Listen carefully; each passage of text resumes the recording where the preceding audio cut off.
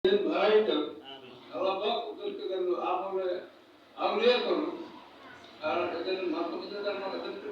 রাখবেন সবসময় কি করে কি পড়াশোনা করে এবং আপনারা যারা স্থানীয় লোক আছে এই মাদ্রাসাটা একটু খেয়াল রাখবেন, একটু খেয়াল রাখলে খুবই ভালো হয়।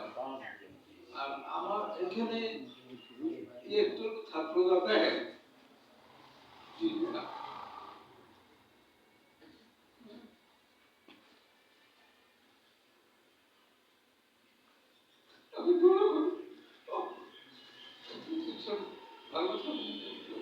আর এখানে আরো ছাত্র যাতে আসে, আপনারা বিভিন্ন এই ভবিষ্যতে যত মাদ্রাসা আছে আপনার এইখানে ছাত্রের সঙ্গে তুলনা হবে না।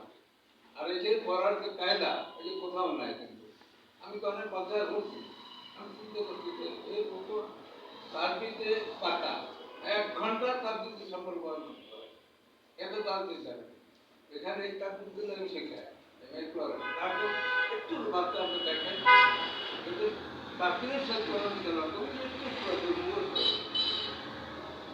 দোয়া করে আল্লাহ রহমত করুন। আর আমরা সবাই দোয়া করবেন এখান থেকে আরো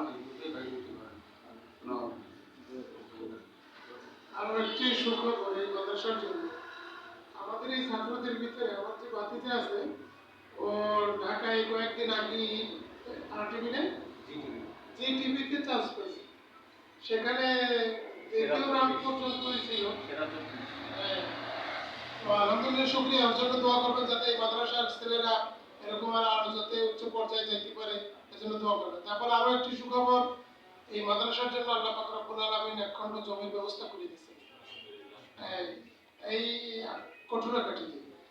তো আল্লাহ পাক রব্বুল আলামিন এই মাদ্রাসার জন্য যাতে ভালো ভালো এরকম চিন্তা করা যায়, আমাদের মধ্যে থেকে এরকম যাতে ব্যবস্থা হয় আল্লাহ কবুল করুন।